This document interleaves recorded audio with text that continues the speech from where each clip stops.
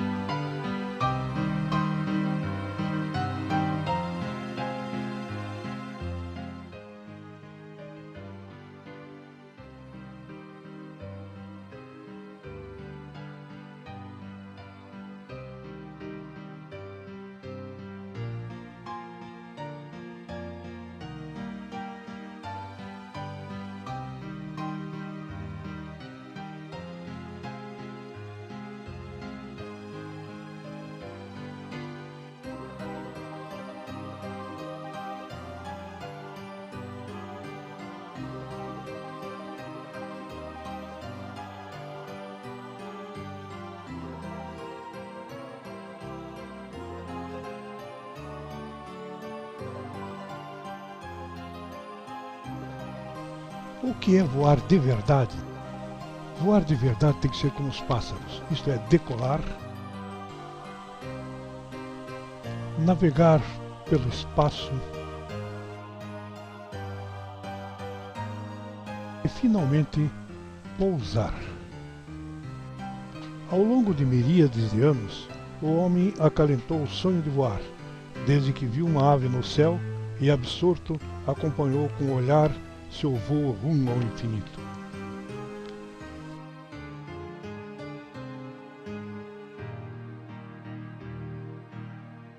Atualmente, a cada minuto, centenas e centenas de aviões atravessam os espaços aéreos de todo o mundo, e mesmo assim, ainda hoje é um verdadeiro espetáculo ver esses engenhos alados cruzando os céus.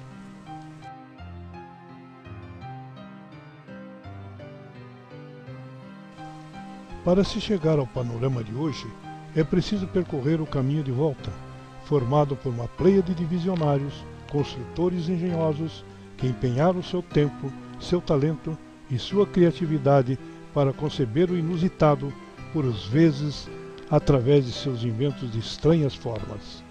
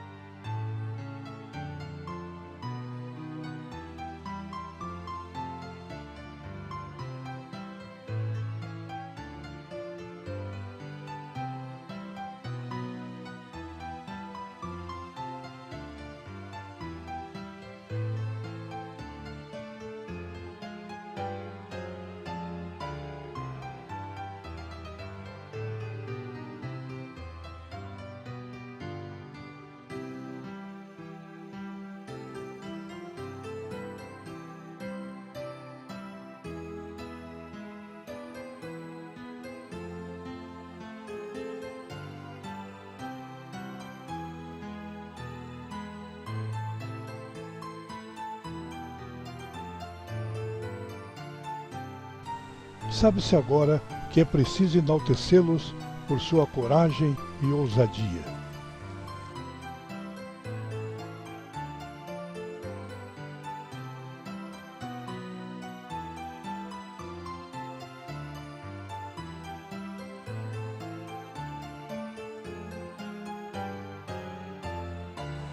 Como esquecer Leonardo da Vinci?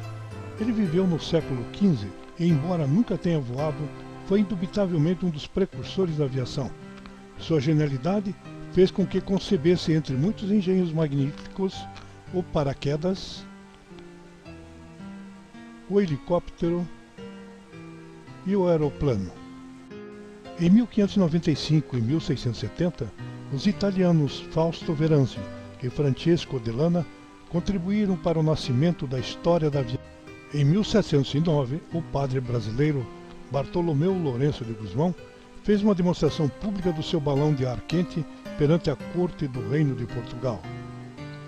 Era um balão feito de papel grosso, inflado a ar quente, ou seja, um artefato simples, mas revolucionário para a época, já que ninguém o experimentara antes. Pode-se afirmar que, a partir daquele momento, a conquista do espaço estava começando.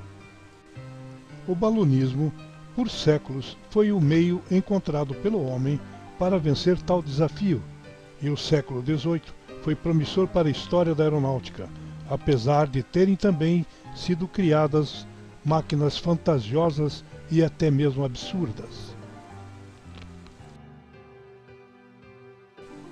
Os irmãos franceses Joseph e Jacques Montgolfier trouxeram uma nova ordem para a conquista do espaço. Fizeram várias exibições públicas com sucesso. Em 1793, um balão deles voou, levando 2 ocupantes, Pilate de Rosier e François Laurent. Foi uma conquista notável para a história da aviação. Os irmãos Montgolfier foram os primeiros a subirem ao espaço de verdade. Em 1784, a francesa Elisabeth Tiblet foi a primeira mulher a voar em um balão. Em 1785, os franceses Jean-François Pilote e seu companheiro Pierre Pilote-Romain morreram ao tentar cruzar o Canal da Mancha em um balão, tornando-se as primeiras vítimas em acidentes aéreos.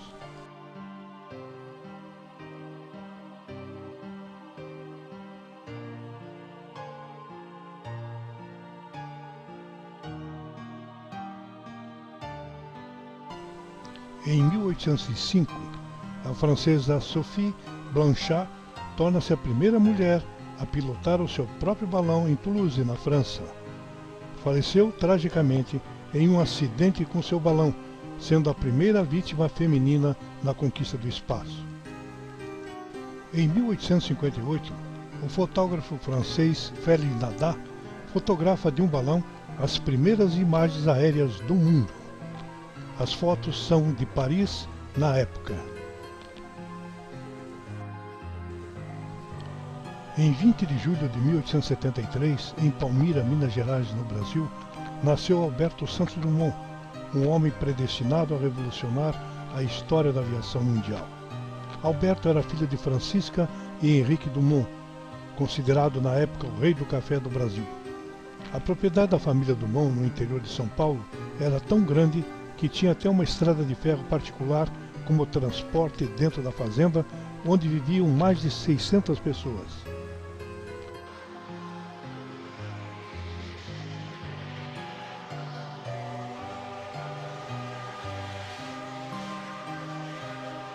Aos 8 anos, o menino Santos Dumont já tinha afeição às grandes máquinas, principalmente às 2 locomotivas existentes na fazenda.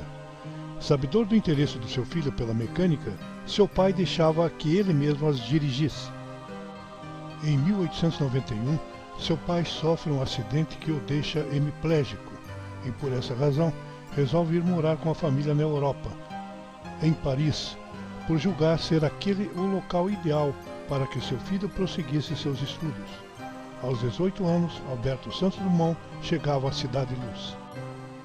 Para Alberto, tem início um novo período de formação por meio de aulas particulares de física, química, mecânica e outras matérias afins, conforme as orientações de seu pai.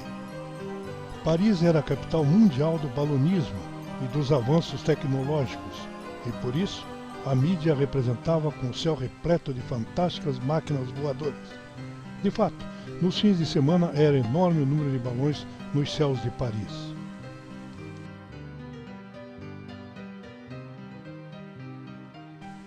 Entre o final do século XIX e o início do século XX, o automobilismo é o assunto de destaque em Paris. Na época, Santos Dumont deixou momentaneamente o balonismo, passando a se dedicar aos veículos motores. Possuidor de boa fortuna, Dumont comprou um dos primeiros carros fabricado pela Peugeot. Comprou também um carro de corrida tipo Mercedes, adquirido do as francês Jadisi. Comprou depois outros carros. Por onde passava, chamava a atenção do povo. As demoiselles adoravam uma caroninha com ele. Com seu espírito curioso, montava e desmontava seus automóveis, aprendendo tudo sobre eles. Em 1891, organizou a primeira corrida de motociclos. Participou e ficou em terceiro lugar. Em 1891, voltou ao Brasil, deixando temporariamente seus sonhos de aerostação e automobilismo.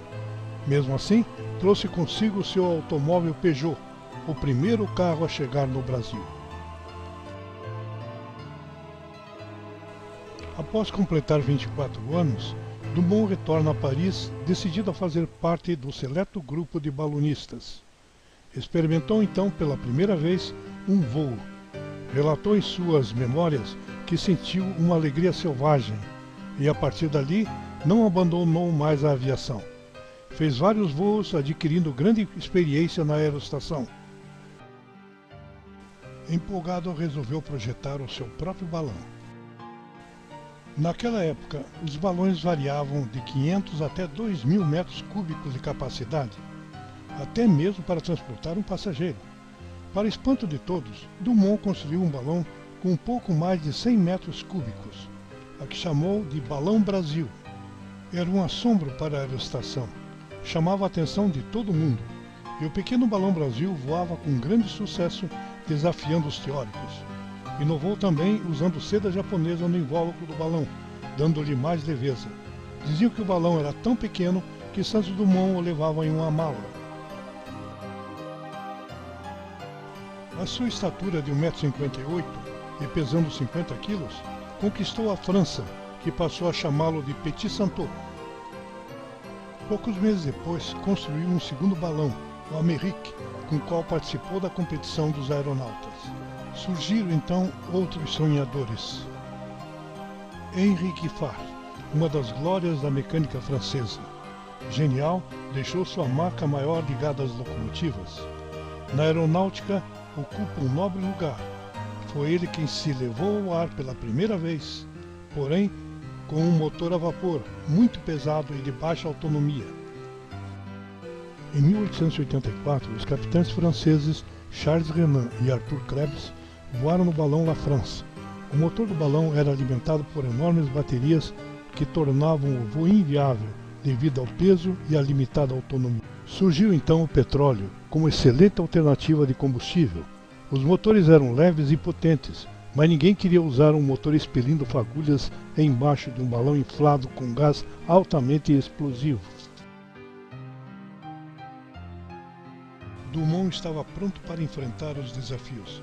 Criou o dirigível número 1.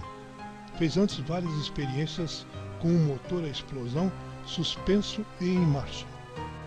Inventaram o dirigível. Basta de deixar o vento comandar a direção. O famoso conde Ferdinand Zeppelin reconheceu publicamente por várias vezes a valiosa contribuição que Santos Dumont dera à dirigibilidade dos artefatos aéreos.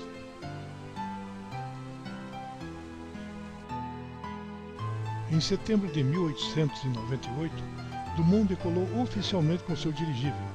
O fato chamou novamente a atenção da mídia mundial para ele, que batizou seu invento de balão dirigível número 1. Tudo corria bem sob milhares de olhares curiosos, até que uma manobra mal feita arremessa o balão contra as árvores do parque.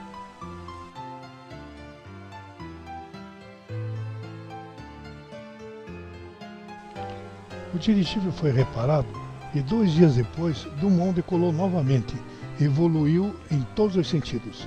Vitória inconteste. Ele se empolgou tanto que o dirigível, ao atingir 400 metros de altura, começou a se dobrar e a descer com rapidez.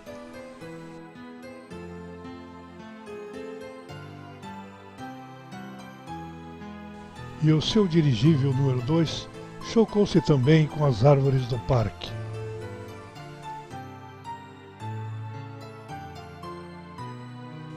Santos Dumont era um homem de fibra e muito obstinado. Sem qualquer desânimo, construiu o número 3, cujo perfil era diferente dos outros. Inovou mais uma vez e agora passou a usar gás de iluminação como combustível, como ninguém jamais havia feito. Com o número 3, ele realizou outro feito inédito na história da aviação. Partiu do parque de aerostação contornou a Torre Eiffel e de lá seguiu para o campo de Bagatelle. Em condições controladas, desceu suavemente. Para abrigar os seus balões, projetou e mandou construir o primeiro hangar da história da aviação, com 7 metros de largura por 11 de altura e 30 metros de comprimento. Suas enormes portas metálicas eram removidas facilmente por um sistema de roldanas que Dumont adaptou e que até hoje são usadas. Tendo seu próprio hangar e um gerador de hidrogênio, pôde Santos Dumont dedicar-se à construção do seu dirigível número 4. O novo dirigível tinha 29 metros de comprimento e 5,6 de diâmetro, e era um pouco maior que o anterior, com um motor mais aperfeiçoado e bem mais possante. Aproveitando a quilha de bambu, ele sentava-se numa sela de bicicleta, tendo em suas mãos todos os comandos do motor, do leme de direção e das torneiras do lastro de água. Ainda em 1900, o milionário Henri Deutsch de Lamert, magnata do petróleo, comprometeu-se a premiar com 100 mil francos aquele que inventasse uma máquina voadora eficiente a ponto de contornar a Torre Eiffel. O piloto deveria sair do solo e, sem tocar a terra e por seus próprios meios, contornar o monumento e voltar ao local de saída, o campo de aeroestação de Saint-Cloud. A proposta do milionário Henri agitou os meios aeronáuticos. Os balonistas eram em grande número, mas ninguém se sentiu capacitado para tal desafio. Para tanto, Dumont lançou seu dirigível número 5, aparentemente idêntico ao formato do número 4, mas com mudanças e incrementações significativas. Ele queria ganhar o prêmio e, com tal propósito, dedicou-se com afinco às suas pesquisas.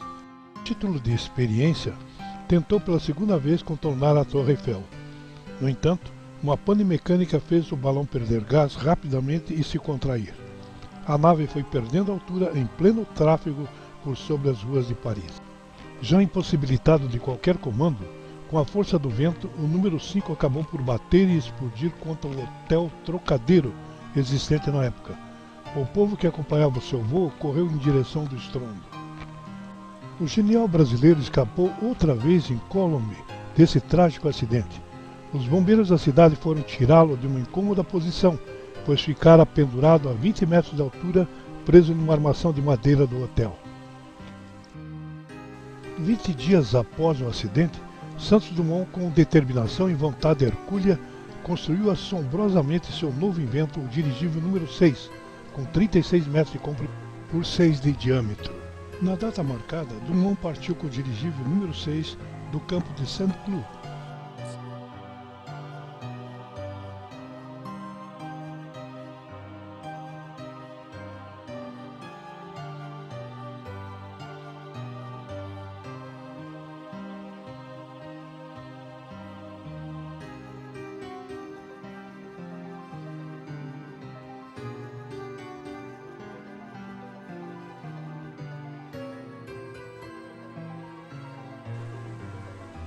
Circundou a Torre Eiffel e cumpriu toda a rota estipulada pelo prêmio.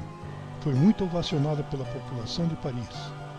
Ele cobriu toda a rota exigida em 29 minutos e 30 segundos, ou seja, 30 segundos antes do tempo estipulado, recebendo aplausos de todo mundo pela conquista inédita. Metade do valioso prêmio, então de 129 mil francos, Santos Dumont distribuiu entre seus operários e mecânicos. A outra metade ele entregou ao chefe de polícia local para distribuir entre os pobres de Paris.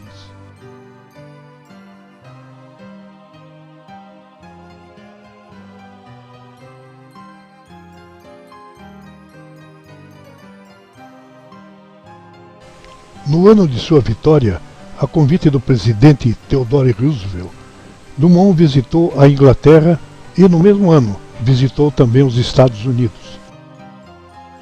Ele não se acomodou aos louros da vitória e construiu o dirigível número 7, um tipo inédito de balão devido à sua forma.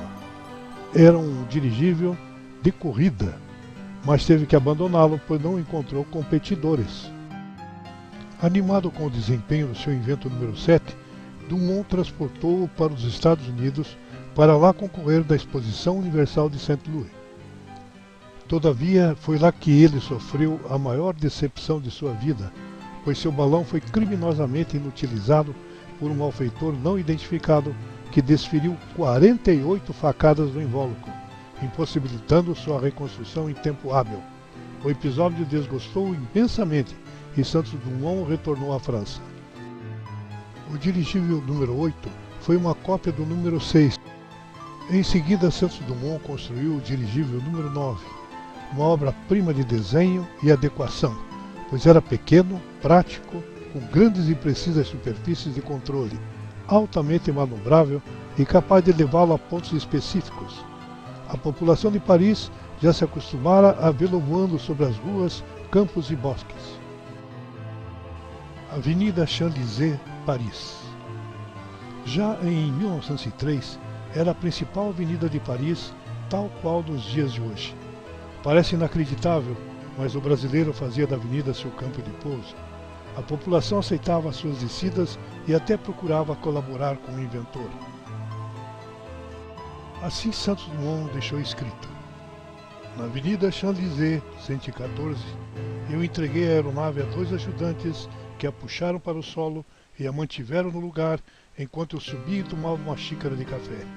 Da abertura da minha janela onde morava, olhava lá embaixo a aeronave.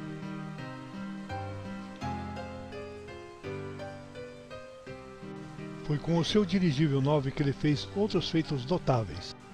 Instruiu a primeira mulher a pilotar um dirigível provido com motor a gasolina. A aluna foi a cubana Aida da Costa, que depois voou sozinha. Levou consigo, num dos seus voos, o menino Clarkson Potter, de 7 anos, que foi a primeira criança a subir ao espaço. Anualmente, no dia 14 de julho, é comemorada na França a queda da Bastilha, festa nacional que é festejada com uma grande parada militar.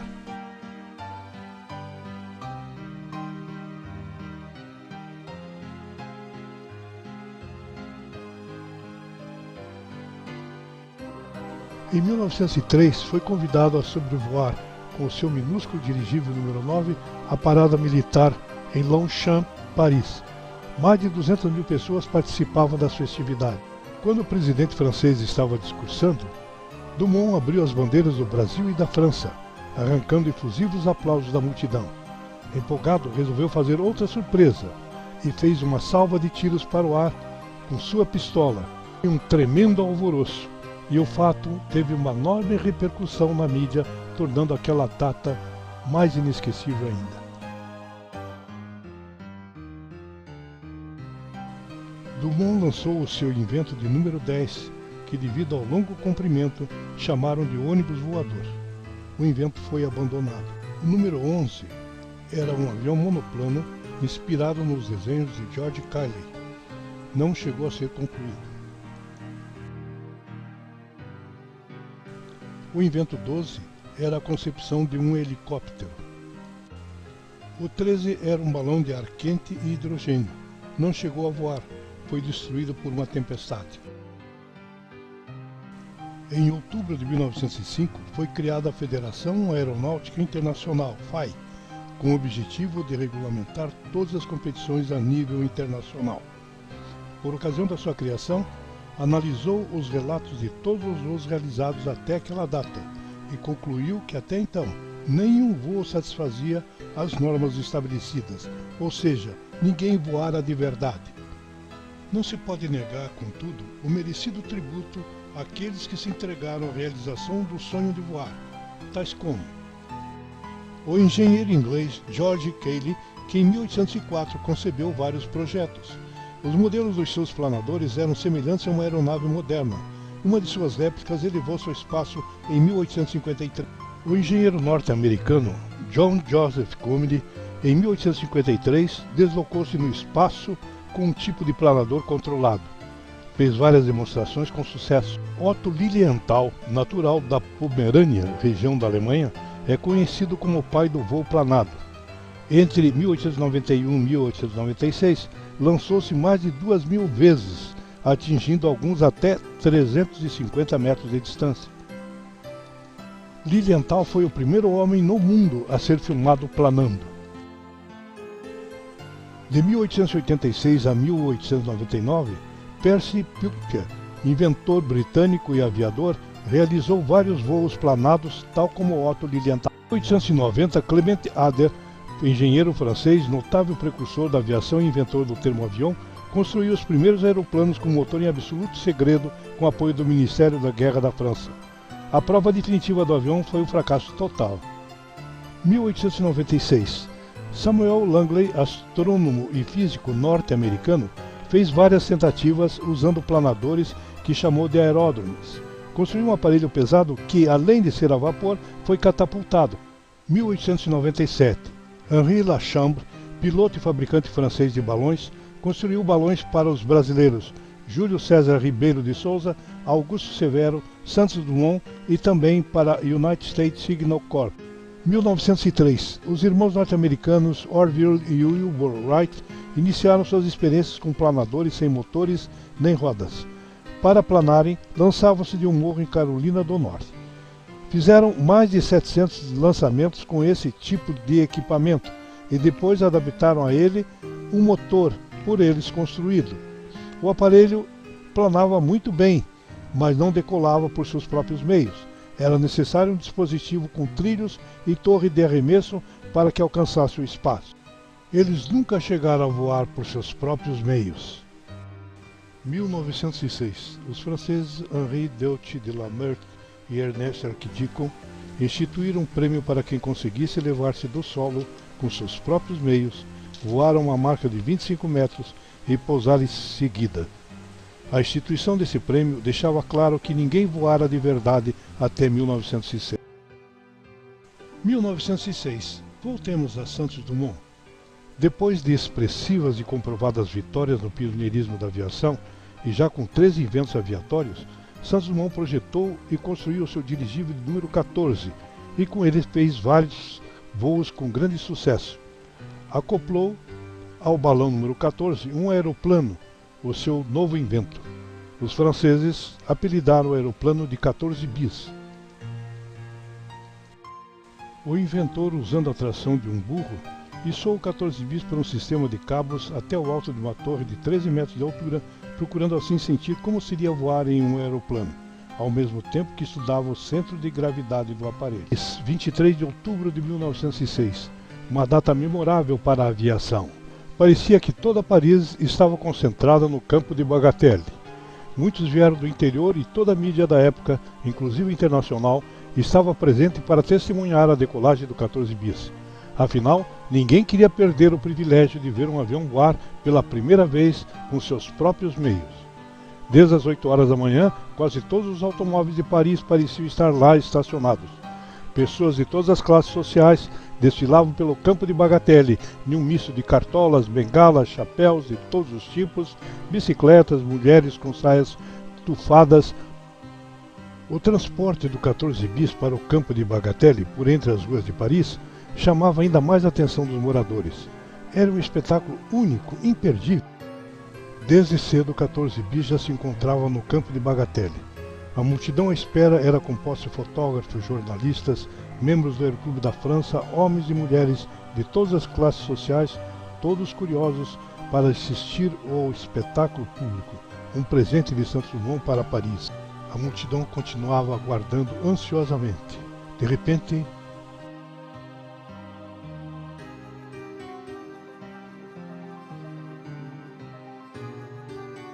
todos se calam. Santos Dumont faz o sinal para dar a partida. Aliás, para tanto, ele usa uma bateria externa, como até hoje se usa na aviação, para dar partida ao motor do avião, o chamado GPU. O motor é colocado em movimento e a hélice gira triunfalmente. O 14 bis decola, verdadeiramente, navega verdadeiramente pelos ares, voa verdadeiramente, tal como os pássaros por seus próprios meios. Santos Dumont não voou em segredo, mas sim publicamente, diante de milhares de testemunhas. Enfim, o homem voou de verdade, tudo devidamente documentado pela mídia da época. Não havia espaço para dúvidas. O público eufórico invade o campo de Bagatelle, e por isso Santos Dumont decide reduzir o voo para evitar acidentes. pousa aos gritos e vivas da multidão. Todos querem.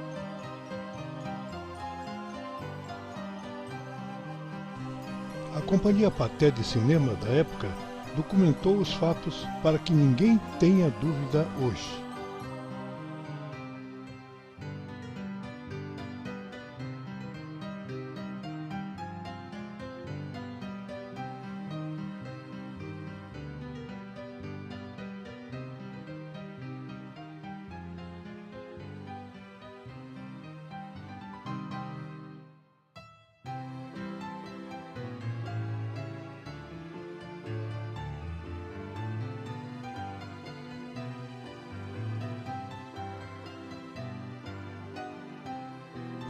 Dias depois, uma nova exibição com sucesso e outra vez documentada.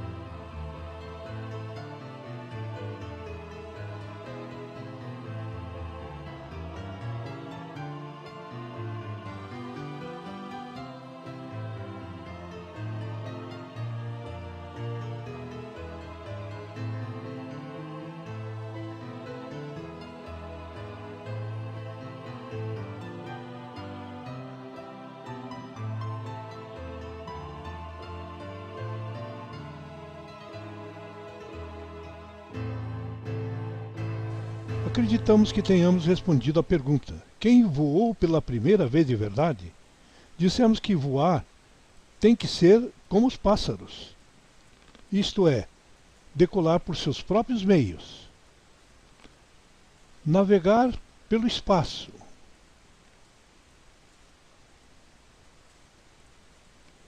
e finalmente pousar.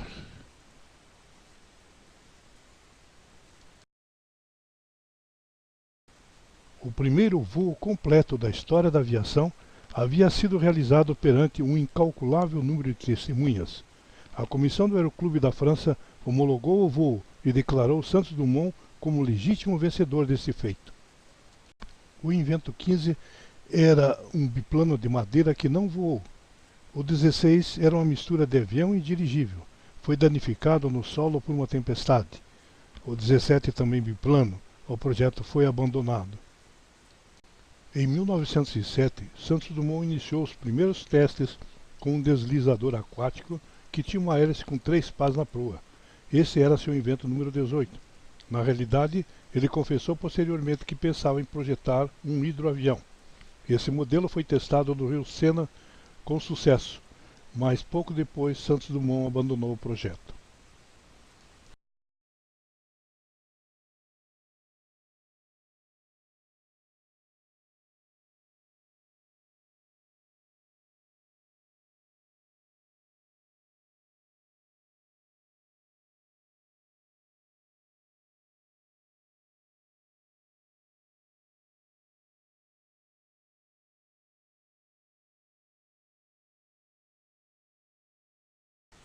Em seguida, Dumont vive um período fértil de criatividade e, em menos de um ano, idealiza e constrói 5 novos inventos, que eram aviões muito pequenos e transparentes, com os quais o povo francês batizou de Libélula ou de Demoiselle, esse último o nome consagrado pelo inventor. O primeiro avião da série Demoiselle foi o seu invento número 19. Voando nos tipos Demoiselle, com grande sucesso, Santos Dumont foi o primeiro aeronauta na história da aviação a obter 4 cartas homologadas pela Federação Aeronáutica Internacional. Os Demoiselles eram aparelhos de grande leveza e decolavam após percorrer apenas 70 metros de distância. Certa ocasião, para provar a perfeita estabilidade do seu avião, Dumont fez uma homenagem aos que assistiam lá embaixo. Soltou o comando, abriu os braços, tendo em cada mão um lenço branco com os quais assinou o público. O inventor publicou ostensivamente os projetos da versão mais aperfeiçoada do Demoiselle, tendo permitido inclusive que seu invento fosse construído por algumas empresas, inclusive americanas, sem nada receber por isso.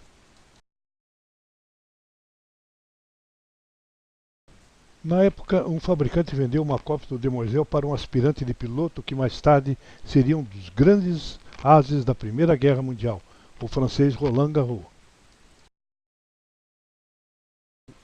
O aparelho foi copiado e produzido em escala, tendo se tornado um modelo popular. Só uma firma americana produziu 56 cópias. Certa ocasião, em um dos seus voos, viu-se obrigado a aterrissar em Ile-de-Ville, nos jardins do Castelo d'Avion, a 45 quilômetros distante de Paris. Lá conheceu o Conde Gallard e tornaram-se amigos, e Dumont o visitava esporadicamente. A companhia Pathé de Cinema, que sempre acompanhava os voos de Santos Dumont, deixou-nos documentos preciosos. Vejamos com a Demoiselle.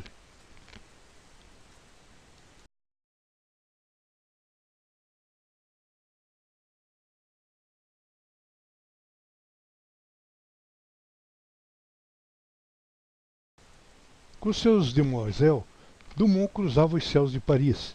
Os franceses adoravam e até mesmo tinham um orgulho imenso por ele devido ao sobrenome advindo do seu pai, que diziam era francês. Já os brasileiros protestavam, pois ele era mais do que nunca um Santos, brasileiro do estado de Minas Gerais. Para atender os seus fãs, passou a adotar um sinal de igualdade entre Santos, bem brasileiro, e Dumont, bem francês. Em 1909, Santos Dumont sofreu um acidente quando, ao tentar decolar, uma das asas do avião se rompeu, caindo de uma altura de 30 metros. Dumont resolveu então abandonar os voos. Muitas mulheres passaram pela vida de Santos Dumont, com vários fatos documentados. Aos 43 anos, apaixonou-se pela filha do seu mecânico e grande amigo Gabriel Voisin. Em resposta ao pedido que fez ao amigo para namorar com sua filha, Dumont ouviu um sonoro não. Também pudera. Ele tinha 43 anos e a filha do mecânico, Janine, tinha 17. O fato foi noticiado pela imprensa francesa e brasileira. Em reconhecimento ao pioneirismo e à luta de Santos Dumont para conquistar o espaço, o Aeroclube da França homenageou com a construção de 2 monumentos. Em 1910, foi inaugurado em Paris, França, o Marco de Bagatelle, exatamente no local onde Santos Dumont voou com seu 14 bis em 1906.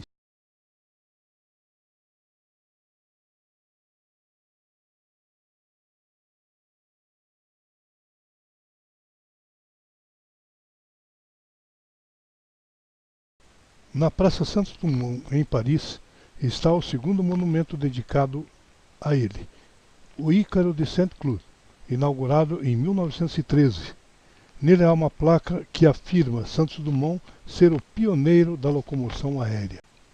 Em 1929, Alberto Santos Dumont foi condecorado com o grau e título de Grande Oficial da Legião de Honra da França. O milagre do cinema nos traz Santos Dumont discursando. En m'élevant à la très haute dignité de grand officier de la Légion d'honneur. Hommage vraiment unique dans le monde, car partout sur la terre on respecte, on admire la Légion d'honneur. On dirait qu'elle porte toujours l'empreinte de Napoléon. Partout on l'admire, partout elle grandit le nom de la France. En devenant ABC militaire, je me... Dois anos depois da conquista de Santos Dumont, muitos aviadores começaram a voar de verdade, isto é, correndo na pista e decolando por seus próprios meios, tal como faz a aviação de hoje. Prestem atenção aos fatos.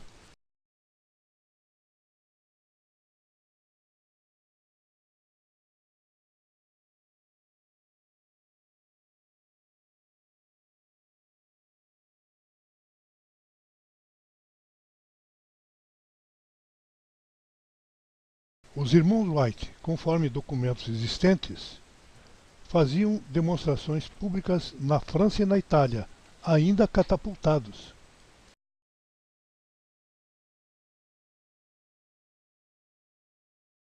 Mas como era a catapulta que os irmãos Wright usavam?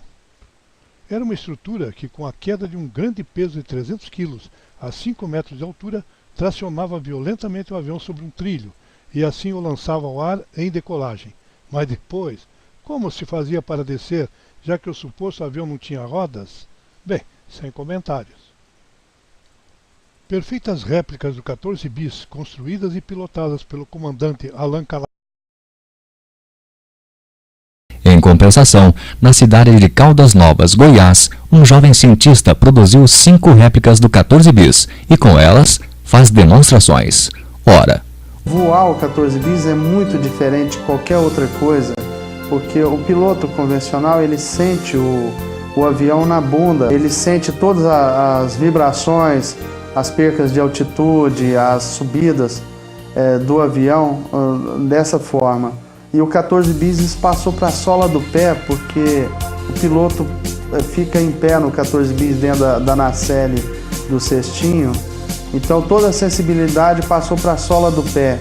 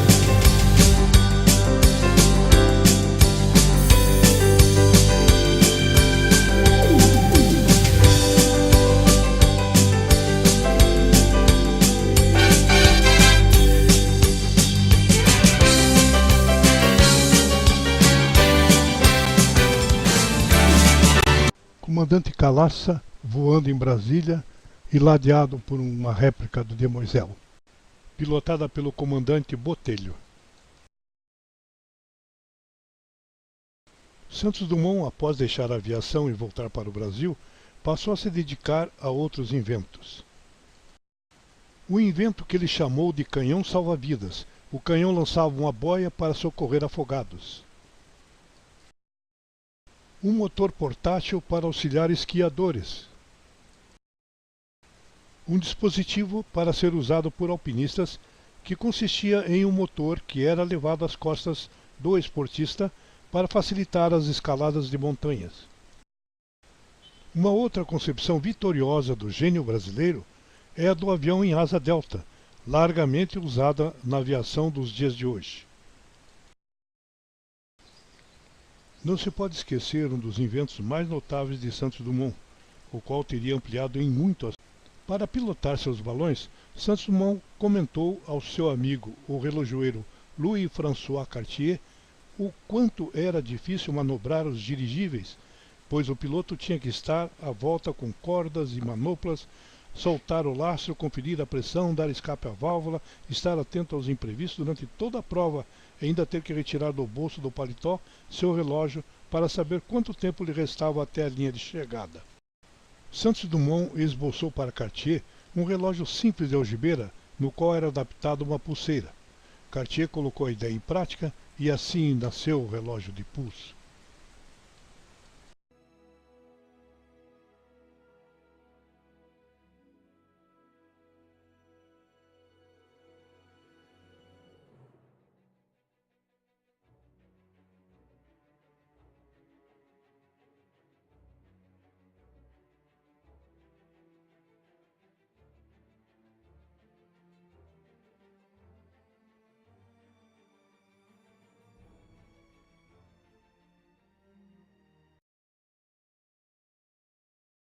Em 1973, o National Air and Space Museum do Smithsonian Institute de Washington, presidido pelo ex-astronauta da Apollo 11, Michael Collins, que pousou na Lua, batizou simbolicamente uma cratera daquele satélite, localizado a 60 km do local de pouso da Apollo 11, com o nome de Alberto Santos Dumont.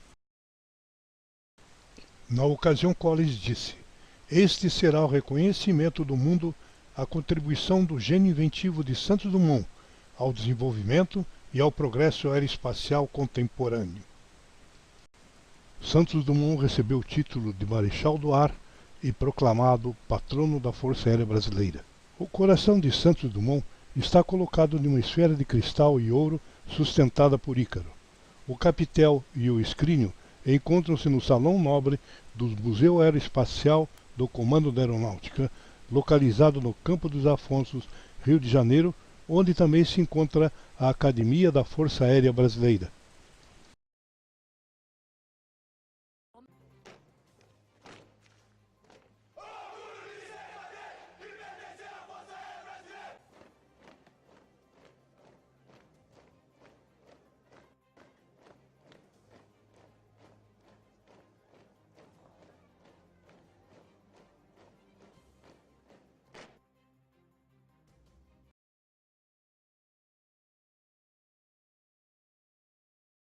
Com o padre brasileiro Bartolomeu de Gusmão, surgiu o primeiro balão a ar quente do mundo.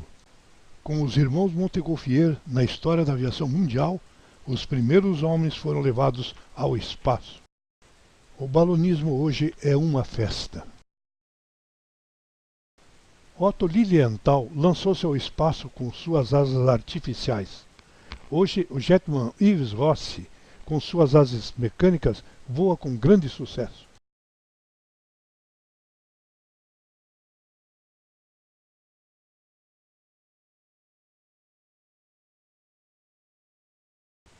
Na China, 300 anos antes de Cristo, tubos de bambu cheios de salitre, enxofre e carvão eram lançados ao espaço. Hoje, poderosos foguetes levam homens ao espaço. Leonardo da Vinci concebeu o helicóptero. Seu uso hoje é ilimitado e há modelos gigantes como o helicóptero Hotel russo, o maior do mundo. Da Vinci concebeu também o paraquedas, usado tanto como esporte como para fins militares. Há pouco tempo foi estabelecido o recorde mundial com 450 paraquedistas saltando ao mesmo tempo.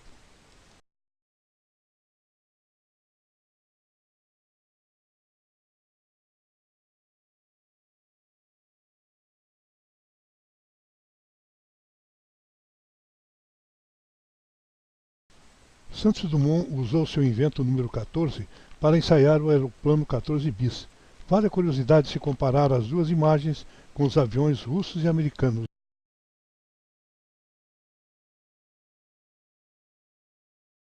Finalmente, criador e criaturas. Boeing 797, capacidade 1000 passageiros.